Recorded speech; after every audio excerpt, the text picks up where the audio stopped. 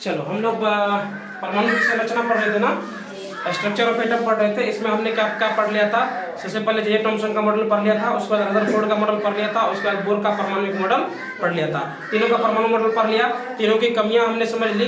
तीनों की क्या, दो ही की कमियां बताई थी हमने अभी तक, दो ही की कमियां बताई थी। एक तो जे थॉम्सन की कमियां क्या थी और दूसरा रदरफोर्ड की कमियां क्या थी।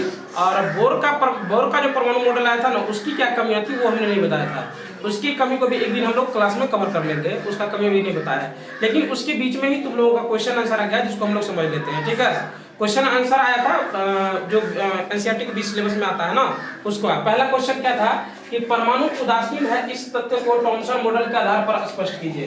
कह रहा है कि परमाणु उदासीन है, क्वेश्चन को पहले समझ लो कि परमाणु उदासीन है इस तथ्य को स्पष्ट करने के लिए कह रहा है, लेकिन किसके मॉडल के अनुसार से? थॉम्सन के परमाणु मॉडल के अनुसार। कौन से थॉम्सन? जे थॉम्सन के परमाणु मॉडल के अनुसार से। तो देखो हमने लिखा है कि थॉम्सन के मॉडल के आधार पर परमाणु धन आवेशित गोले का बना होता है। हमने पढ़ा था ना, ये धन आवेशित गोले का बना होता है और इलेक्ट्रॉन क्या होते हैं इसमें? धसे होते हैं, और ऋणात्मक और धनात्मक आवेश परिणाम में समान होते हैं। इसमें क्या बता रहे थे थॉम्सन ने कि जो धनात्मक है और ऋणात्मक वो दोनों आवेश में क्या है? समान है, जिसकी वजह से क्या हो रहा था? वैद्युतीय रूप से ये उदासीन होते थे, जिसके कारण ये विद्युतीय रूप से उदासीन होते थे ना। यही हम लोग पढ़े थे ना। जैसे तरबूजा का हमने एग्जांपल लिया था, उसमें क्या बोला था कि जो लाल आकार का है वो क्या है? धनात्मक बोला है, और इलेक्ट्रॉन क्या है उसमें? वो धंसा हुआ जो बीज है उसके अनुसार से है। और हमने क्या बोला था कि जो जितना आवेश उस लाल गोले की है उतनी ही आवेश किसकी है? जो उसमें धसे बीज है। इसलिए क्या हो गया? वैद्युतीय रूप से उदासीन हो गया। यही समझे थे ना, और यही चीज क्वेश्चन के आंसर में लिखा हुआ है। ठीक है, तो अगला क्वेश्चन है कि रदरफोर्ड के परमाणु मॉडल के अनुसार से परमाणु के नाभिक में कौन सा परमाणु कण विद्यमान है? ये तो तुम लोगों को पता ही होगा कि रदरफोर्ड के परमाणु मॉडल के अनुसार से परमाणु के नाभिक में कौन सा कण विद्यमान होते हैं? अब परमाणु कण कौन सा होते हैं? परमाणु के नाभिक में प्रोटॉन कण विद्यमान होते हैं, है ना। परमाणु के नाभिक में क्या होते हैं? प्रोटॉन होते हैं। अभी रदरफोर्ड ने यहीं तक बताया था, लेकिन इलेक्ट्रॉन भी, सॉरी न्यूट्रॉन भी उसमें होते हैं, इसको बाद में बताया गया था। ठीक है, लेकिन रदरफोर्ड ने इतना ही बताया था कि परमाणु के नाभिक में कौन से कण होते हैं? कौन से परमाणु कण होते हैं? प्रोटॉन होते हैं। ठीक है, चलो अब अगला क्वेश्चन है, रदरफोर्ड के परमाणु मॉडल के अनुसार से परमाणु के सॉरी ये क्वेश्चन नहीं है, 3 कक्षाओं वाले बोर के परमाणु मॉडल का चित्र बनाएं, है ना। ये तुम लोगों को पिछले क्लास में बताया गया है, उसको बना लेना। एक फिगर दिया गया था, उसको आराम से बना लेना, उसमें कोई दिक्कत नहीं है। ठीक है, इसको बना लेना अपने से। अगला क्वेश्चन है, क्या अल्फा कणों का प्रकीर्णन सोने के अतिरिक्त दूसरी धातु के पन्नी से संभव होगा? आप जरा समझो पहले इस बात को। तुम लोगों का भी ये क्वेश्चन था बार बार कि सर सोने की पन्नी को ही क्यों लिया गया था, है ना। सोने के पन्नी को ही क्यों लिया गया था? तो यही पर ये क्वेश्चन भी बना है कि अल्फा कणों के प्रकीर्णन सोने के अतिरिक्त दूसरी धातु के पन्नी में हो सकता है क्या? दूसरे धातु की पन्नी में संभव होगा क्या? तो इसको समझो, इसमें हम आंसर जो लिखे हैं, यदि अल्फा कणों का प्रकीर्णन प्रयोग सोने जैसी पतली पन्नी से करने पर तेज गति से चल रहे हैं। क्या कह रहा है कि यदि अल्फा कण का प्रकीर्णन प्रयोग सोने जैसी पतली पन्नी से करने पर तेज गति से चल रहे हैं, तो ये कण सीधा निकल गए।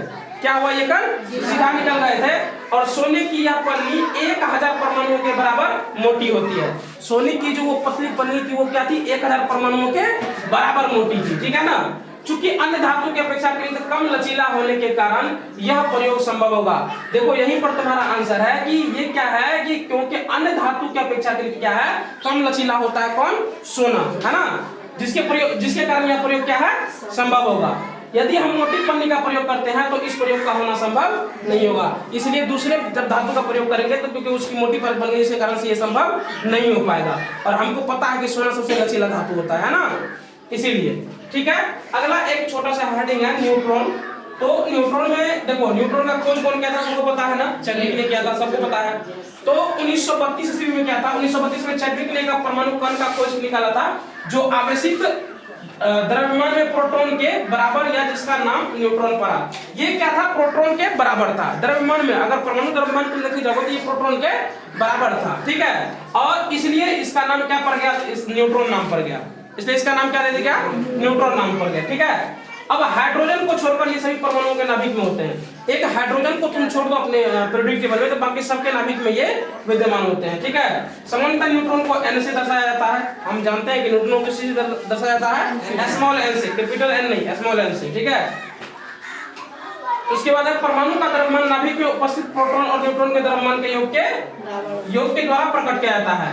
जो परमाणु का द्रव्यमान है ना, वो नाभिक में उपस्थित प्रोटॉन और न्यूट्रॉन के द्रव्यमान के योग के द्वारा प्रकट किया जाता है। तो नाभिक को कैसे दर्शाया जाता है?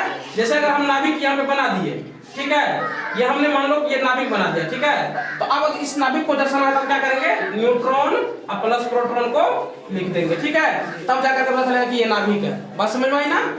चलो आगे आगे फिर से क्वेश्चन आंसर है। ये तुम्हारे बीच का ही है, अभी लास्ट अभ्यास में हम लोग नहीं पहुंचे हैं। तो इसमें दिया हुआ है कि परमाणु के 3 अपरमाणु कणों के नाम लिखे। तो हमको पता है प्रोटॉन, इलेक्ट्रॉन और न्यूट्रॉन परमाणु के 3 अपरमाणु के कण है ना। अगला है हमारा कि हीलियम परमाणु का परमाणु द्रव्यमान 4U है और उसके नाभिक में 2 प्रोटॉन होते हैं। इसमें कितने न्यूट्रॉन होंगे? मतलब कि तुमको परमाणु द्रव्यमान दिया हुआ है, इलेक्ट्रॉन ही दिया हुआ ना, उसके नाभिक में 2 प्रोटॉन होते हैं। प्रोटॉन दिया हुआ था, इलेक्ट्रॉन पूछ रहा है कि कितना होगा, है ना। क्या क्या दिया हुआ है? परमाणु द्रव्यमान दिया हुआ है और इलेक्ट्रॉन दिया हुआ है। तो अब प्रोटॉन की संख्या पूछ रही है, प्रोटॉन दिया हुआ है तो इलेक्ट्रॉन की संख्या पूछ रही है।